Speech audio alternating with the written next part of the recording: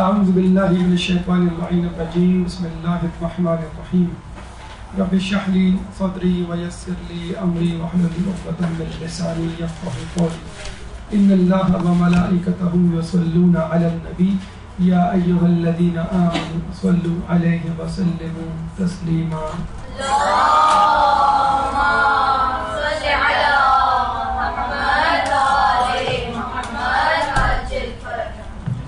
جیسے کہ آپ کو معلوم ہے کہ کل انشاءاللہ 25 ذی القعدہ ہے اور یہ دن اسلامی تواریخ میں ایک اہم ترین دن مانا جاتا ہے، اور رمضان مبارک کے علاوہ مستحب روزوں میں جو 4 اہم ترین دن ہیں کہ جس میں روزہ رکھنا مستحب ترین ہے اور تاکیدی مستحب ہے، اس میں یہ دن آتا ہے۔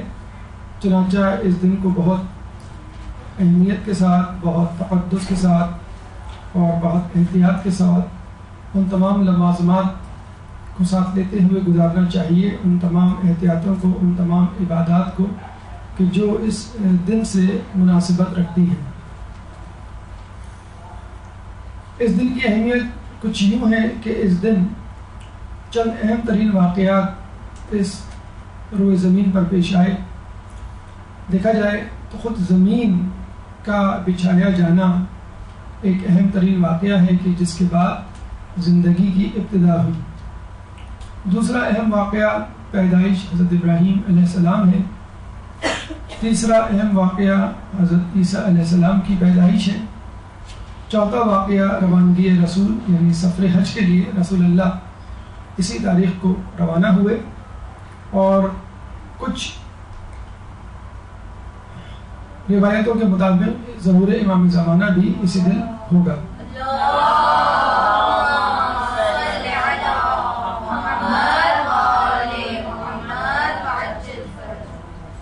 چنانچہ ان 5 اہم واقعات کے پیش نظر اس دن کی اہمیت بڑھ جاتی ہے، اور جب کوئی دن اہم ہو جاتا ہے تو اس کے حوالے سے ایک مومن کی ذمہ داریاں بھی زیادہ ہو جاتی ہیں۔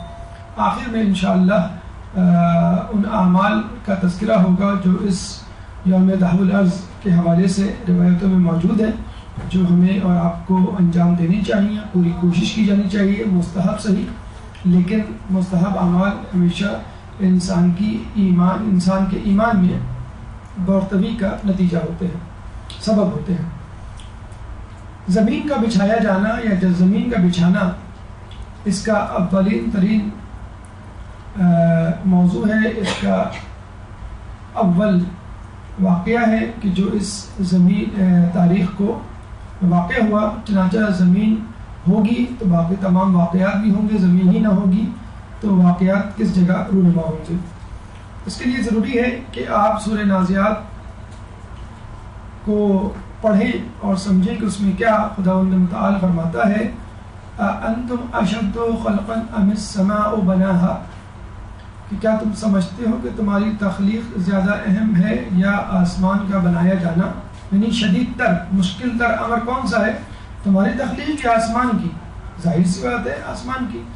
رفع سمکها فسواها، اور پھر ہم نے آسمان کو تان دیا، وَأَغْطَشَ لَيْلَهَا وَأَخْرَجَ ضُحَاهَا، اور پھر ہم نے اس میں سے دن و رات نکالے، اور جب ہم کہتے ہیں کہ دن و رات نکالے تو اس کا مطلب ہے سورج اور چاند بنائے۔ وَالْأَرْضَ بَعْدَ ذَلِكَ دَحَاهَا، اور اس کے بعد ہم نے زمین کو بچھایا۔ یہ ہے وہ اہم ترین آیت کہ جو دلالت کرتی ہے کہ زمین بچھائی گئی 25 ذی القعدہ کو، جس کو ہم یوم دہو الارض کہتے ہیں۔ وَالْأَرْضَ بَعْدَ ذَلِكَ دَحَاهَا أَخْرَجَ مِنْهَا مَاءَهَا وَمَرْعَاهَا، اور اس میں سے پھر پانی اور کھانے کے ذخیرے نکالے۔ وَالْجِبَالَ أَرْسَاهَا، اور پھر آسمانوں کو کھڑا کیا۔ مَتَاعًا لَكُمْ وَلِأَنْعَامِكُمْ، تمہارے لیے اور تمہارے جانوروں مویشیوں کے لیے۔ اس سورہ میں اللہ سبحانہ تعالیٰ شروع میں فرعون کا تذکرہ کرتا ہے اور یہ بتلاتا ہے کہ کس طرح فرعون کو اس کے کیے کا خمیازہ بھگتنا پڑا، کس طرح خداوند متعال نے اس کو سزا دی۔ اور جب کفار کی طرف سے رسول اللہ پر یہ الزام لگائے گئے، تنقید کی گئی اور اعتراضات کیے گئے کہ یہ کیسے ممکن ہے کہ اللہ تعالیٰ انسان کو دوبارہ زندہ کر دے. تو اللہ تعالیٰ کہتا ہے کہ پہلے تو تمہیں یہ پوچھنا چاہیے کہ خود انسان کو پہلی مرتبہ اللہ تعالیٰ نے کیسے بنایا، اور اس سے پہلے تو یہ پوچھنا چاہیے کہ آسمان، زمین اور پہاڑ کیسے بنائے، کیونکہ اس کائنات کا بنانا اور اس کائنات میں موجودات کا بنانا زیادہ مشکل تر ہے انسان کی بنسبت. چنانچہ اس کو ہی دیکھ لو اور ایمان لے آؤ. اور اللہ تعالیٰ نے پھر اپنی خلقتوں کا تذکرہ کیا کہ ہم نے آسمان بنایا، پھر ہم نے جو ہے وہ سورج چاند ستارے یعنی زمین اور دن اور رات بنائے. اس کے بعد ہم نے زمین کا فرش بچھایا، اس میں سے پانی اور چارہ یعنی غذا اور پانی نکالا، پہاڑوں کو گاڑ دیا، اور یہ سب کچھ تمہارے لیے تمہارے جانوروں کے لیے تھے. تو اگر آپ دیکھیں تو اس میں ایک سیکوینس ہے، اور خدا کا یہ کہنا وَالْأَرْضَ بَعْدَ ذَلِكَ دَحَاهَا کہ اور زمین کو اس کے بعد بچھایا گیا. تو اللہ تعالیٰ نے رینڈملی تذکرہ نہیں کیا کہ ہم نے تمام کائنات بنائی، مثلا سورج، چاند، ستارے، آسمان، زمین، انسان، جانور، نباتات، حیوانات وغیرہ. نہیں، ایک سیکوینس دی، ایک ترتیب دی. جسے ہم دیکھتے ہیں کہ وضو میں ایک ترتیب ہوتی ہے، اس ترتیب سے وضو نہ کیا جائے تو وضو باطل. اس طرح وضو میں ایک ترتیب ہوتی ہے، نماز میں ایک ترتیب ہوتی ہے. تو اللہ تعالیٰ کی اس ترتیب میں بھی حکمت ہے. دیکھیے زمین جسے کہتے ہیں کہ وہ خود سے نہیں بنی بلکہ سورج سے وجود میں آئی، یعنی سورج کا ایک ٹکڑا آگ کے گولے کی صورت میں الگ ہوا اور اس نے زمین کو بنایا. اور سورج خود ایک بگ بینگ تھیوری سائنس میں کہی جاتی ہے، جس کے تحت یہ کائنات 9 بلین سال پہلے، 9 ارب سال پہلے، ارب کا مطلب ہے 9 billion years before big bang theory, یعنی ایک دھماکہ ہوا تھا، اور اس دھماکے کے تحت ایک ذرہ، ایک پارٹیکل، ایک گولا پھٹا تھا، اور اس گولے اور مادے کے پھٹنے کے سبب بہت سارے ستارے، سیارے وجود میں آئے تھے اور مسلسل وجود میں آتے گئے. یعنی پہلے سورج بنا، سورج سے ایک ٹکڑا نکلا، اس نے زمین کو بنایا، زمین سے ایک ٹکڑا نکلا، اس نے چاند کو بنایا، پھر ستارے وغیرہ وجود میں آئے. تو یہ دھماکہ تقریباً 13 بلین سال پہلے ہوا، اور اس کے نتیجے میں آسمان بنا، اور پھر سورج، پھر زمین، اور 4 بلین سال پہلے زمین کی خلقت ہوئی، وجود میں آئی، جو کہ سورج کا ایک چھوٹا سا ٹکڑا تھی. تو شروع میں زمین خود سورج کی طرح ایک آگ کا گولا تھی، اور اتنی شدید تپش اور حرارت تھی اس میں کہ جس طرح آج سورج میں زندگی ممکن نہیں، اسی طرح اس وقت زمین پر زندگی ممکن نہیں تھی.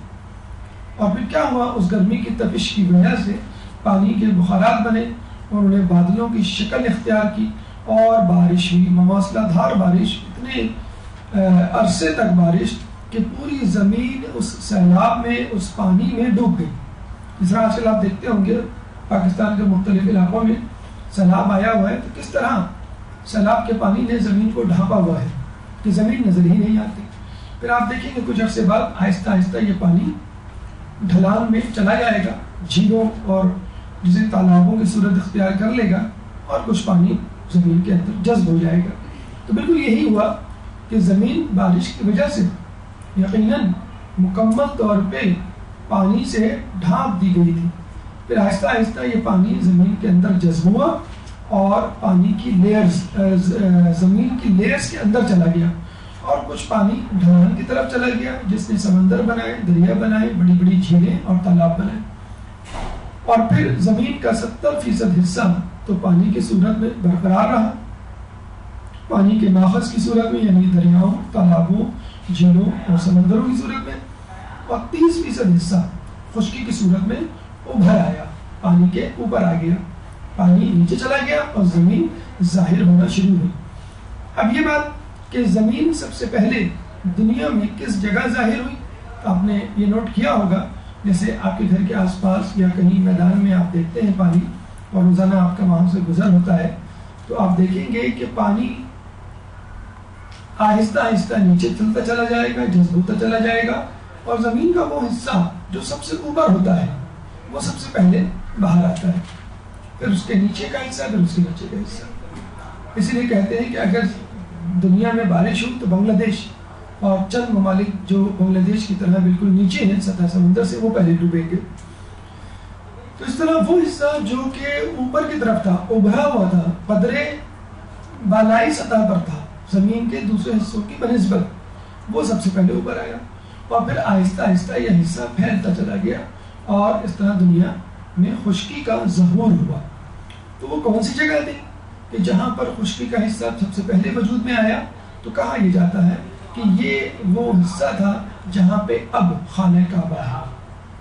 یعنی خانہ کعبہ اس وقت نہیں تھا، بلین ایئرز پہلے یا 4 بلین ایئرز پہلے، تو وہ جگہ عام سطح سے بلند تھی، چنانچہ وہ سب سے پہلے نمودار ہوئی، ظاہر ہوئی. اس کے بعد بقیہ سطح، پھر بعد میں جانوروں اور نباتات کا ظہور ہوا. پھر ہم نے دیکھا آدم علیہ السلام آئے اور انہوں نے پھر اسی جگہ خانہ کعبہ کی بنیاد رکھی. اتفاق کی بات یہ ہے کہ سائنسدانوں نے جس سیکوینس سے کائنات کی تخلیقات کا ذکر کیا ہے، یعنی پہلے آسمان، پھر سورج، چاند، پھر زمین، پھر پانی، پھر پودے، پھر جانور، پھر انسان، بالکل اسی سیکوینس میں ہی قرآن نے اور اسلام نے خدا کی تخلیقات کا ذکر کیا ہے. ابھی چند دن پہلے ہم ایک جوئش ویب سائٹ، یہودی ویب سائٹ کو وزٹ کر رہے تھے، تو انہوں نے تقریباً 15 سٹیپس بتائے ہیں اس کائنات کی تخلیق میں کہ خدا نے اس کائنات کو کیسے بنایا. تو اس میں بھی تقریباً یہی سیکوینس تھا کہ پہلے آسمان، سورج، چاند، ستارے، پھر زمین، اور اس کے بعد پانی، پھر نباتات، پھر حیوانات، اور پھر جو ہے انسان. جی یہاں پہ ایک بات بہت توجہ کی طالب ہے کہ اکثر لوگ پوچھتے ہیں کہ یہ جو بات آپ بتلا رہے ہیں یہ سائنس کے مطابق ہے کہ اسلام کے مطابق ہے.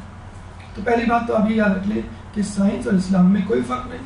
Science is the work of God, اور اسلام یا قرآن از دا ورڈ آف گاڈ. یہ ورڈ ہے اور وہ ورک ہے، تو دونوں چیزوں کا حال ہے، دونوں چیزوں کا ماخذ جو ہے وہ ایک ہی شخصیت یعنی خداوند متعال کی ذات ہے.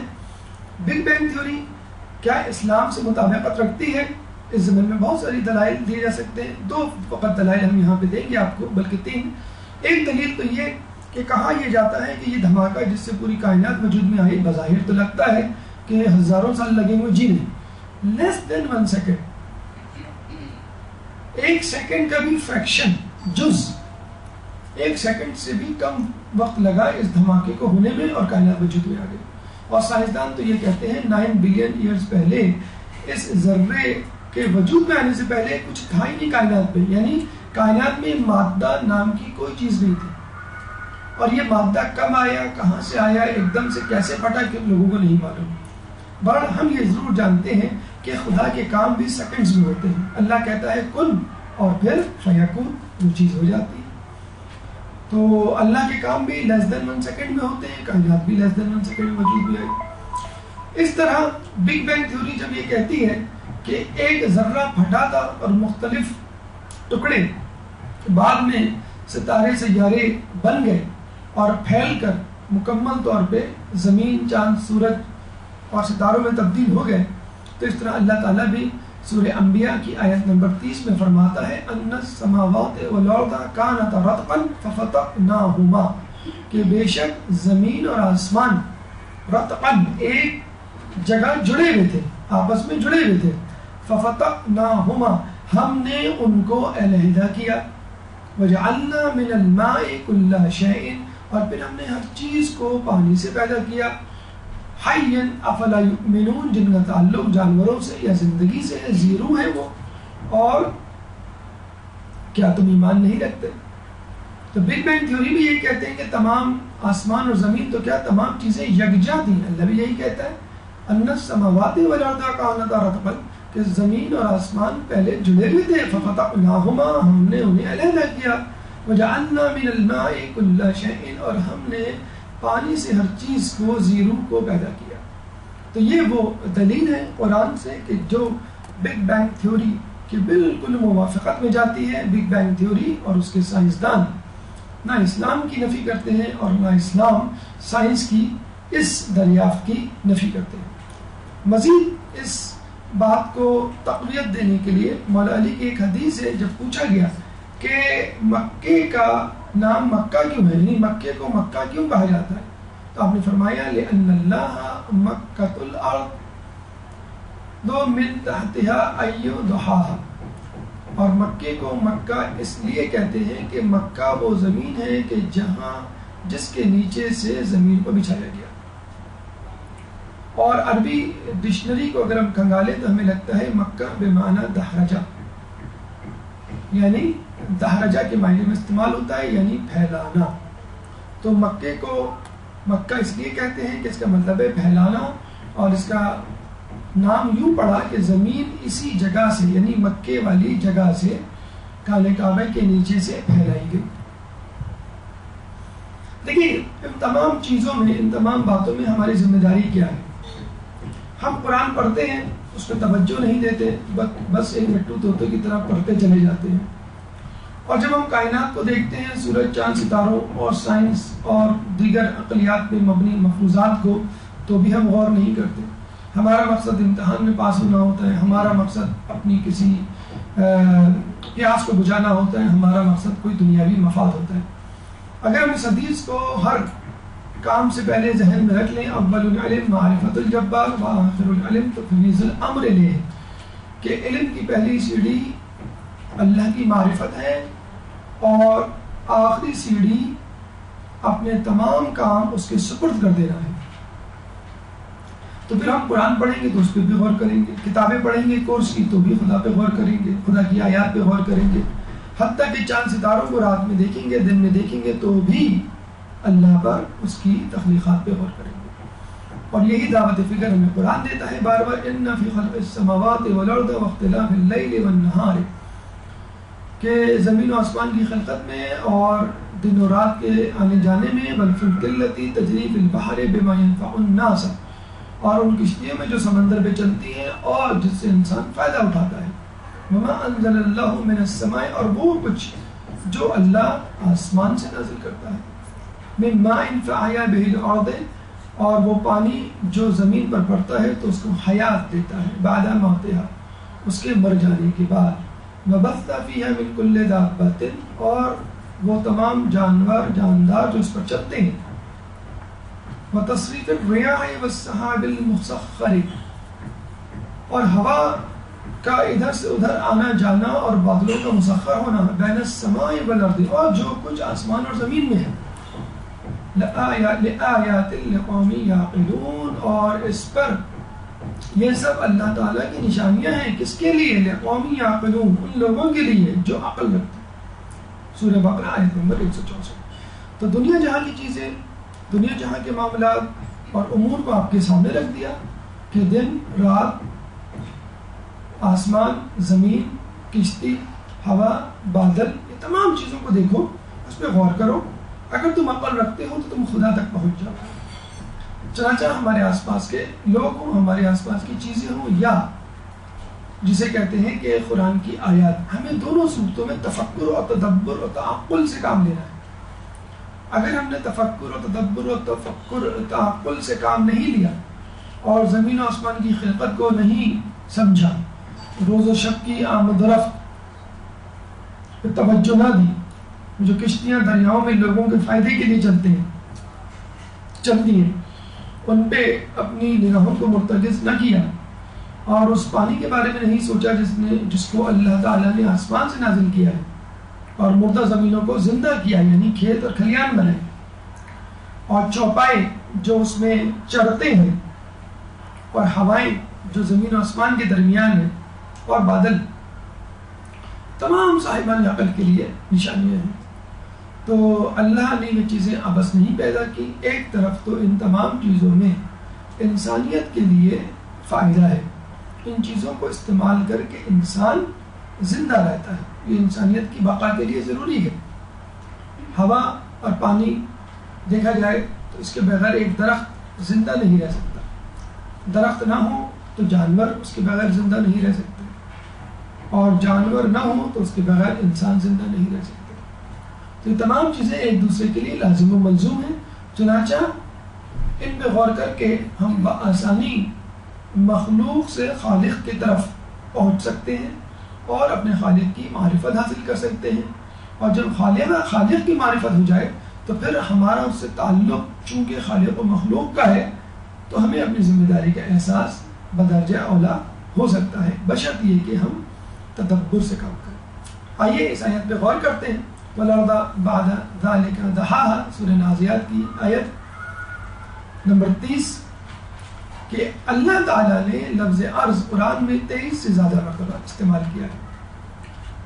دو اہم معنی یا جن معنوں میں استعمال ہوئی ہے ارض وہ ہم آپ کے سامنے رکھتے ہیں. ایک جگہ سورہ بقرہ آیت نمبر 22 میں اللہ فرماتا ہے الذی جعل لکم الارض فراشا والسماء، اس پروردگار نے تمہارے لیے زمین کا فرش اور آسمان کا شامیانہ بنایا. تو زمین کو اللہ تعالیٰ نے بطور فرش بنایا اور آسمان کو بطور شامیانہ. تو جو چیز جس کے لیے بنائی گئی ہے اسی کے لیے استعمال کی جائے. زمین کو رہائش کے لیے استعمال کیا جائے اور آسمان کو بطور چھت استعمال کیا جائے. اور اگر آپ ستاروں کی طرف سیارے چھوڑ دیں گے کہ شاید ہمیں وہاں جگہ مل جائے رہنے کی تو یہ آپ کے لیے عبث ہوگا. امریکہ، یورپ اور دیگر ممالک بدستور سیٹلائٹس اور راکٹس اور سیارے بھیج رہے ہیں تاکہ پتہ چلایا جا سکے کہ کیا زمین کے علاوہ کوئی ایسا پلانٹ ہے کہ جہاں پر زمین کے آثار ہوں زندگی کے، یعنی ہوا ہو، یعنی پانی ہو، تاکہ آپ وہاں رہ سکیں. اور دنیا جو کہ ایک گاربیج، ایک کوڑا کرکٹ والی جگہ بن چکی ہے جنگ و جدل کی وجہ سے، ہم اس کو چھوڑ کے ایک نئی پرامن زندگی دنیا بسا سکے. تو ایسا ممکن نہیں ہے. امریکہ کی یہ روبوٹ گاڑی جس کو ہم کیوریوسٹی کہتے ہیں اس وقت مریخ پر موجود ہے اور مریخ سے تصویریں کھینچ کے وہ زمین پر بھیج رہی ہے. تقریباً 4 سال تک یہ گاڑی وہاں رہے گی. اور جس طرح ہم واٹس ایپ پہ تصویریں بھیج کر ایک دوسرے سے شیئر کرتے تو اسی طرح یہ گاڑی بھی مریخ کی تصویریں لے کر آپ کو بھیج رہی ہے اور کچھ سیمپل بھی اپنے ساتھ آئندہ چند سالوں میں لے کر آئے گی جس سے آپ کو اندازہ ہو سکے گا کہ کیا مریخ میں زندگی ممکن ہے. لیکن پھر وہی بات کہ اللہ تعالیٰ نے زمین کو فرش بنایا ہے زندگی کے لیے، آباد کرنے کے لیے اس کو بنایا ہے اور وہاں رہنے کے لیے، بجائے اس کے کہ آپ کہیں اور. علماء کہتے ہیں کہ اگر امریکہ اور یورپ والے یہی طاقت و توانائی سمندری خزانوں کی تلاش میں خرچ کر دے تو بہت زیادہ انسانیت کو فائدہ ہو جائے. اس میں موجود خزانے، اس میں موجود تیل، اس میں موجود دیگر چیزیں ہماری استعمال کے لیے بدرجہ اولا مفید ثابت ہو سکتی ہیں. ایک اور معنی بہت دلچسپ معنوں میں استعمال ہوئی ہے زمین، اور وہ ہے الذی جعل لکم الارض مہدا، کہ اس نے زمین تمہارے لیے گہوارہ بنا دی. اس نے تمہارے لیے زمین کو گہوارہ بنایا. گہوارے کا مطلب ہے جھولا. آپ نے دیکھا ہوگا کہ بچہ اپنے ابتدائی سال جھولے میں گزارتا ہے اور جب وہ بڑا ہو جاتا ہے 2 سال سے زیادہ، 3-4 سال، تو پھر وہ جھولے سے اتر کر آس پاس کی زندگی اور ماحول کو جسے کہتے ہیں کہ اپنا لیتا ہے اور لطف اٹھاتا ہے. تو جھولے کے بارے میں تفسیر المیزان میں خود محمد حسن طباطبائی فرماتے ہیں کہ جھولا وسیلہ طاقت ہے، جھولا وسیلہ توانائی ہے کہ انسان کو چاہیے جھولے سے اپنی طاقت کو، اپنے جسم کو، اپنی صحت کو پروان چڑھائے اور جب طاقت مل جائے تو جھولے کے باہر آ جائے اور زندگی کو انجوائے کرے. تو زمین جھولا ہے کہ جہاں سے انسان کو طاقت حاصل کرنی ہے، اپنی کمزوری کو دور کرنا ہے اور پھر یہاں سے نکل کر اس جگہ جانا ہے کہ جہاں بہت ساری نعمتیں خدا کی اس کا انتظار کر رہی ہیں. لیکن وہاں جانا اسی وقت ممکن ہے کہ جب انسان مضبوط ہو، طاقت و توانا ہو، خوبصورت ہو اور طاقتور ہو اور اس میں کوئی کمزوری نہ ہو. کمزوریاں کیا ہیں کہ انسان کی گناہ، ہمیں ان گناہوں کو دھونا ہے، کھرچنا ہے، اپنی ذات سے نکالنا ہے. اور طاقت کیا ہے انسان کی، خوبصورتی کیا ہے انسان کی، نیکیاں. ہمیں اسی دنیا سے نیکیاں کمانی ہے. بچہ اسی جھولے میں دودھ پیتا ہے، اسی جھولے میں کھاتا پیتا ہے اور پھر اس کو چھوڑ دیتا ہے. تو ہمیں اس دنیا میں پہلی بات تو یہ ہے کہ ہمیشہ نہیں رہنا، بطور جھولا استعمال کرنا ہے، طاقت حاصل کرنی ہے، نیکیوں کی صورت میں کمزوری کو چھوڑنا ہے گناہوں کی صورت میں، اور پھر پرواز کرنی ہے اس طرف جہاں پہ جنت ہے۔ روسی فلسفی کانسٹینٹن سیورکوفسکی فرماتا ہے کہ دنیا ایک جھولا ہے انسانیت کے لیے، لیکن انسانیت اس جھولے میں ہمیشہ نہیں رہ سکتی۔ حقیقت ہے کہ ہمیں اگر اس دنیا میں دل لگانے کو کہا جائے اور ہم دل لگا بیٹھے تو یہ ہماری بیوقوفی ہوگی۔ دنیا تو دارالامتحان ہے، ایک ٹیسٹ پیپر دینے کی جگہ ہے، ایک امتحانی مرکز ہے کہ جہاں پہ آپ کو ٹیسٹ دینا ہے اور پھر نکل آنا ہے، اور پھر وہاں جانا ہے جہاں پر رزلٹ اناؤنس ہوگا، اور اس کے بعد پاس یا فیل کا فیصلہ ہوگا۔ جو پاس ہوں گے وہ جنت میں جائیں گے، اور جو فیل ہوں گے وہ دوزخ میں جائیں گے۔ اب آئیے اس طرف کہ انسان کی اس دنیا میں کیا حیثیت ہے۔ اس کا تعین اللہ تعالیٰ نے اسی وقت کر دیا تھا کہ جب اس نے انسان کو بنایا تھا۔ وَإِذْ قَالَ رَبُّكَ لِلْمَلَائِكَةِ إِنِّي جَاعِلٌ فِي الْأَرْضِ خَلِيفَةً، اور جب خدا نے ملائکہ کو کہا کہ میں دنیا میں ایک نائب بنانے والا ہوں، تو فرشتوں نے کیا جواب دیا؟ قَالُوا أَتَجْعَلُ فِيهَا مَن يُفْسِدُ فِيهَا وَيَسْفِكُ الدِّمَاءَ، کہ کیا اسے بنائے گا جو زمین میں فساد برپا کریں گے اور خون ریزی کریں گے۔ وَنَحْنُ نُسَبِّحُ بِحَمْدِكَ وَنُقَدِّسُ لَكَ، اور ہم ہیں تو تیری عبادت، تقدیس و تحمید ہم حمد کے لیے، کیا ضرورت ہے کسی اور کو بنانے کی خلیفہ؟ اللہ نے فرمایا قَالَ إِنِّي أَعْلَمُ مَا لَا تَعْلَمُونَ، کہ میں وہ جانتا ہوں جو تم نہیں جانتے۔ تو خدا نے انسان کو اس دنیا میں بطور خلیفہ بھیجا تھا۔ ہماری حیثیت، ہمارا تعین اس دنیا میں بطور خلیفہ ہے۔ خلیفہ یعنی سبسٹیچیوٹ، جو بعد میں آتا ہے، پیچھے آتا ہے۔ اگر آپ سے پوچھا جائے کہ بھئی آپ کے پاس کون سی گاڑی ہے، تو آپ کہیں گے بھئی میرے پاس سوزوکی گاڑی ہے۔ پھر آپ سے کہا یہ گاڑی آپ کی تو نہیں، آپ کے ابو کی ہے، تو آپ کہیں گے کہ بھئی ابو کی گاڑی میری گاڑی ہے۔ آپ سے پوچھا جائے گا بھئی آپ کے پاس گھر ہے، جی ہاں ہے، کہاں ہے؟ جی میں فلاں جگہ رہتی ہوں۔ آپ سے کہا جائے گا بھئی یہ آپ کا گھر تو نہیں ہے، تو آپ کے ابو کا گھر ہے، آپ کہیں گے ابو کا گھر میرا گھر ہے۔ تو جو چیز آپ کے ابو کے گھر میں یا آپ کے گھر میں ہے تو وہ آپ ہی کی چیز کہلائے گی۔ تو اس کائنات میں جتنی بھی چیزیں ہیں، اگر کوئی آپ سے پوچھے یہ پہاڑ، یہ سمندر، یہ آسمان، یہ ستارے، یہ جانور، یہ نباتات کس کے ہیں، تو آپ کہیں گے میرے ہیں۔ میرے یعنی آپ کے کیسے؟ تو جی ہاں خدا کے تو ہیں، لیکن خدا نے ان چیزوں کو بنا کر میرے حوالے کر دیا۔ جسے باپ اپنی دکان اپنے بیٹے کے حوالے کر کے چلا جاتا ہے، اب وہ دکان کا تصرف اس بیٹے کے ہاتھ میں، لیکن ایک صورت میں، بجائے بشرط یہ کہ ان چیزوں کا تصرف باپ کی اجازت اور رضامندی سے ہو۔ بالکل اسی طرح خداوند متعال یہ چاہتا ہے کہ جو چیزیں میں بطور خدا یعنی انسان کے حوالے کر رہا ہوں، وہ ان چیزوں کو اسی طرح استعمال کرے جس طرح مجھے استعمال کرنی ہے یا اس کو استعمال کروانی ہے۔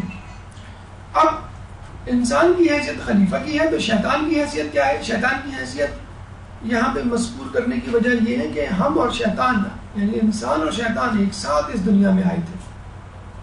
کب؟ کیسے؟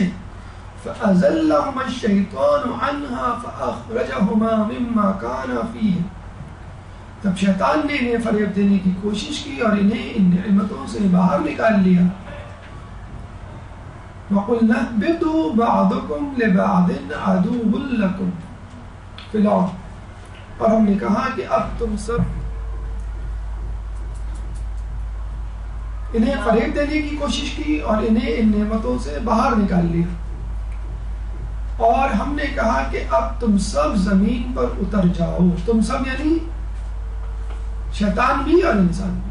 آپ نے دیکھا نا گھر میں جھگڑا ہوتا ہے، ایک بھائی دوسرے بھائی کو مار رہا ہوتا ہے، حالانکہ ایک مظلوم ہوتا ہے، ایک ظالم، تو ابو کیا کہتے ہیں تم دونوں باہر نکل جاؤ، بہت شیطانی کر رہا ہے، تو بیچارہ جس کا جرم نہیں ہوتا یا کم جرم ہوتا ہے وہ بھی بیچارہ باہر نکل جاتا ہے۔ تو آدم علیہ السلام نے بھی بڑا غلطی کی تھی، شیطان کی غلطی بڑی تھی، تو شیطان کو بڑی سزا دی گئی، یعنی اتنا اس طرح نکالا کہ پھر دوبارہ آنا اس کا بند ہو گیا۔ آدم علیہ السلام کو کہا کہ تم نکل جاؤ، لیکن تم آ سکتے ہو اگر تم نے توبہ استغفار کر لی۔ اللہ نے شیطان کی حیثیت کو بھی متعین کر دیا، یہ کہہ کہ لبعض عدو، کہ تم سب زمین پر اتر جاؤ، وہاں ایک دوسرے کی دشمنی ہوگی اور وہیں تمہارا مرکز ہوگا، اور ایک خاص وقت تک کے لیے عیش زندگانی رہے گی۔ وَلَكُمْ فِي الْأَرْضِ مُسْتَقَرٌّ وَمَتَاعٌ إِلَىٰ حِينٍ، کہ ہم وہاں تمہیں کھانے پینے کی اور ضروریات زندگی کی سہولیات فراہم کریں گے، لیکن وقت معلوم تک پھر دوبارہ ہمارے پاس واپس آنا ہے اور جواب دہ ہونا ہے ان تمام چیزوں کا، اعمال کا جو تم کرتے رہے ہو۔ ہماری حیثیت خلیفہ کی سی، شیطان کی حیثیت دشمن کی سی، یعنی وہ ہمیشہ دانت گاڑے بیٹھا ہے، نظریں جمائے بیٹھا ہے، کب شب خون مارے ہماری نیکیوں پر۔ خود خدا کی حیثیت الم تعلم ان اللہ لہ ملک السماوات والارض، کیا تم نہیں جانتے کہ آسمان و زمین کی حکومت صرف اللہ کے لیے؟ وما لکم من دون اللہ من ولی ولا نصیر، اور اس کے علاوہ کوئی سرپرست ہے نہ مددگار۔ دنیا میں جو کچھ ہے انسان کے تصرف میں تو ہے، لیکن ہے اللہ کا۔ امانتیں ہیں اللہ کی نعمتیں، اور امانت کو اسی طرح استعمال کرنا چاہیے جس طرح امانت دینے والا آپ کے پاس امانت رکھوا کر گیا ہے۔ اللہ تعالیٰ نے دنیا کی نعمتیں ہمیں بطور امانت دی، اور اب ہمیں چاہیے کہ ان امانتوں کو اللہ کی مرضی کے مطابق استعمال کریں۔ تو اب تینوں کا تعین ہو گیا، ہمارا تعین، ہمارا اسٹیٹس، خلیفہ کا، شیطان کا، دشمن کا، چور کا، اور خدا کا، مالک جبروت، تمام دنیا اور کائنات کا مالک۔ اور دیکھیے، ہم تو فقط اس دنیا کو جانتے ہیں جو ہمارے سامنے ہے، ہم تو فقط اس سورج کو جانتے ہیں جو ہمارے سامنے ہے، ہم تو فقط اس چاند کو جانتے ہیں جو ہمارے سامنے ہے۔ کیا اس کے علاوہ بھی چاند، سورج، ستارے اور کائنات ہیں؟ امام ششم جناب امام جعفر صادق علیہ السلام فرماتے ہیں،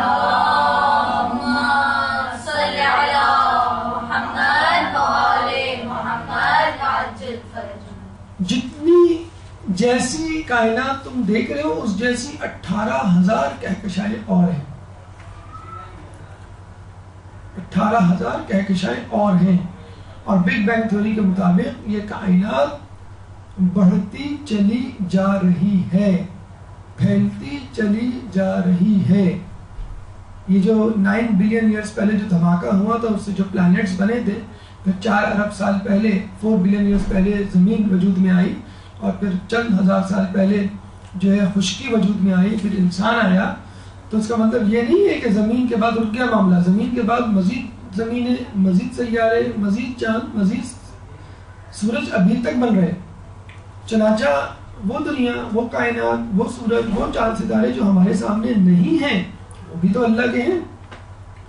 آپ کیا سمجھتی ہیں کہ ابو کی وہ چیزیں جو آپ کے سامنے بس وہی ہیں؟ ہو سکتا ہے کوئی بینک اکاؤنٹ الگ سے انہوں نے کھولا ہو جو خود آپ کی امی کو نہ بتایا ہو سکتا ہے کوئی پلاٹ لے کے رکھا ہو برے وقتوں کے لیے، آپ کو نہیں بتایا ہو۔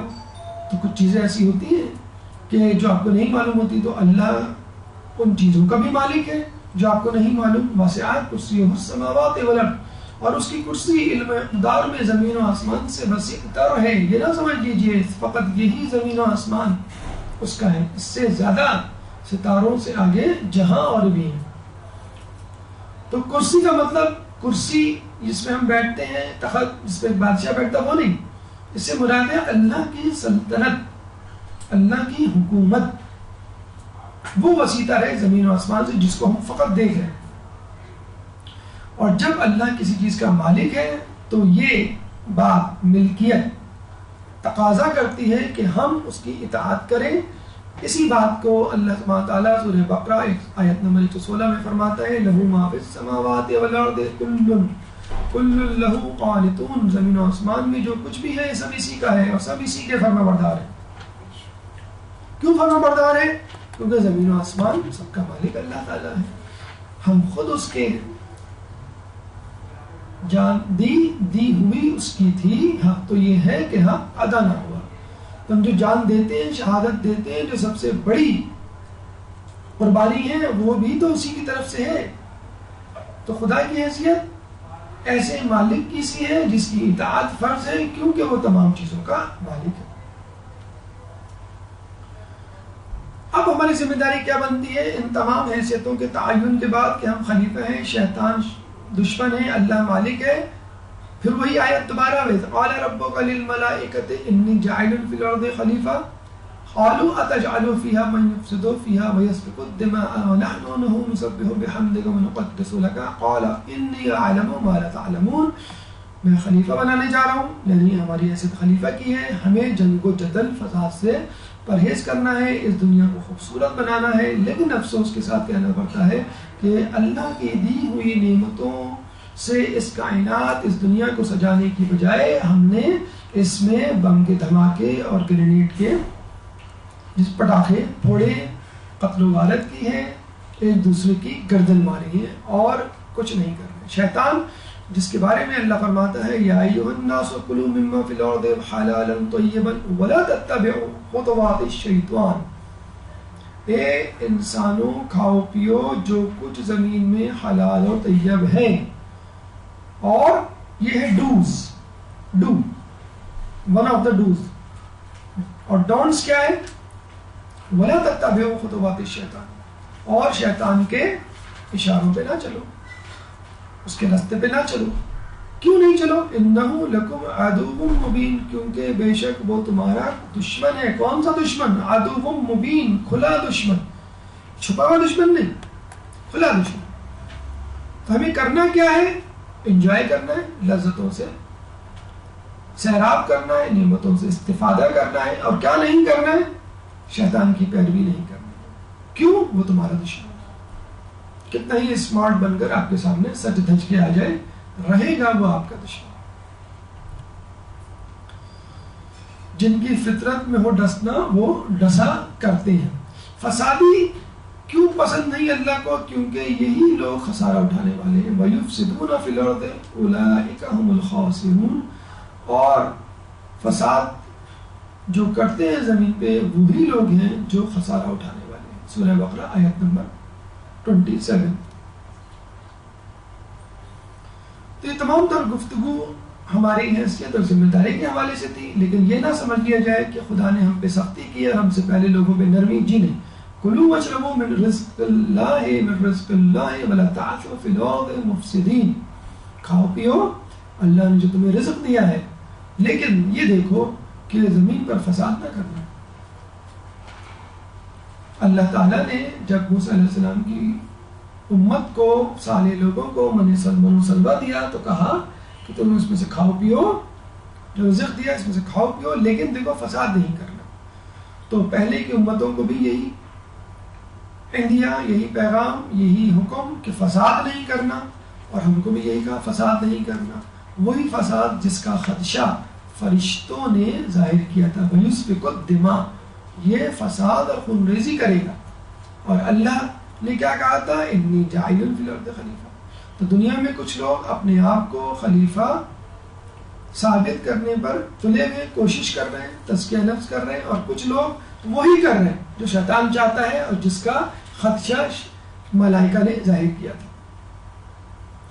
اور حقیقت میں جو لوگ خدا کے نیک بندے ہیں اور اس کی نعمتوں کا شکر ادا کرتے ہیں بہت کم ہیں. وَلَقَدْ مَكَّنَّاكُمْ فِي الْأَرْضِ، اور ہم نے تمہیں زمین میں اختیار دیا. وَجَعَلْنَا لَكُمْ فِيهَا مَعَائِشَ، اور تمہارے لیے ضروریات زندگی فراہم کی. قَلِيلًا مَا تَشْكُرُونَ، لیکن تم میں بہت کم لوگ ہیں جو شکر کرنے والے ہیں. جسے کہتے ہیں کہ باپ کی حیثیت بسا اوقات ایک خاندان میں ایک تھینک لیس پوزیشن ہوتی ہے، جس کا کوئی شکر اور تھینک نہیں ادا کرتا. کیوں؟ حالانکہ وہ تمام چیزیں پرووائڈ کر رہا ہوتا ہے، فیسلٹیز، لیکن اسی وقت وہ لوگوں کا دشمن بھی ہوتا ہے. بچے اس کو، باپ کو اپنا دشمن سمجھتے ہیں کہ ہمیں ٹی وی نہیں دیکھنے دیتے، ہمیں کھیلنے نہیں دیتے، ہمیں سونے نہیں دیتے. اور دیکھا جائے وہی پورے گھر کا بوجھ اٹھائے ہوئے ہیں. تو خدا بند متعال اس پوری کائنات کا بوجھ اٹھایا ہوا ہے، اس کے باوجود ہم اس کو اپنا خدا سمجھنے کے، اس کو اپنا دشمن سمجھ بیٹھے. اب آئیے دوسری فضیلت اس یوم ذهب الارض 25 ذی القعدہ کے حوالے سے. پہلی فضیلت اپنے اختتام کو پہنچی سائنسی نقطہ نگاہ سے، اسلامی نقطہ نگاہ سے، یعنی زمین کا بچھایا جانا. دوسری فضیلت 25 ذوالقعدہ کے حوالے سے ہے پیدائش حضرت ابراہیم علیہ السلام. ایک درود پڑھ دیں محمد علیہ.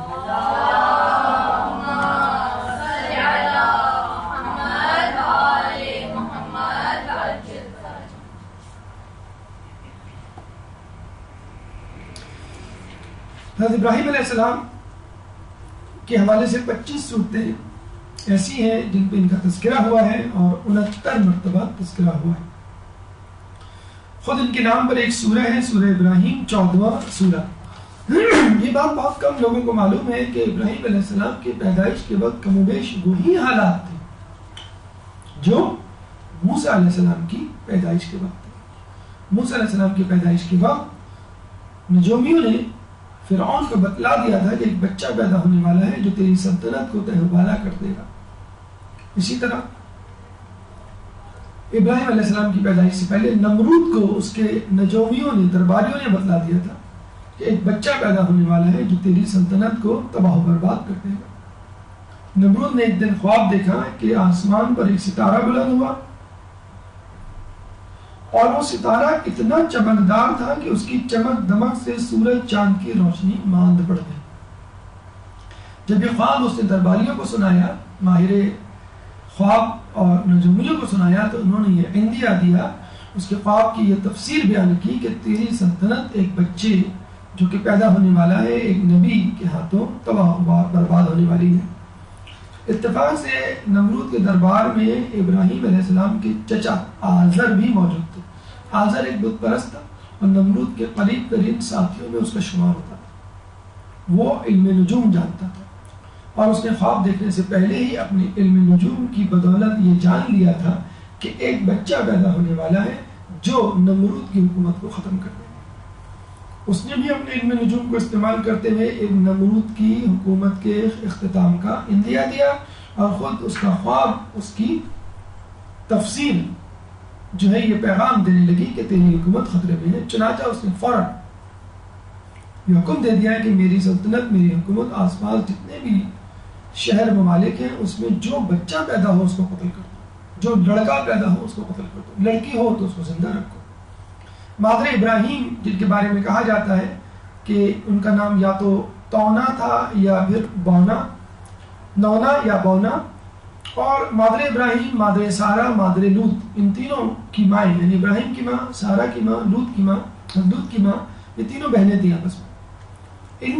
ان کے والد کا نام تھا تارخ یا تاریخ جو مومن تھے، اور چچا کا نام تھا آزر جو کافر تھا. اور ہمارے عقیدے کے مطابق نبی کا باپ اور اس کا باپ اور آخر تک جو سلسلہ چلتا ہے آدم علیہ السلام تک کبھی کافر نہیں ہو سکتے.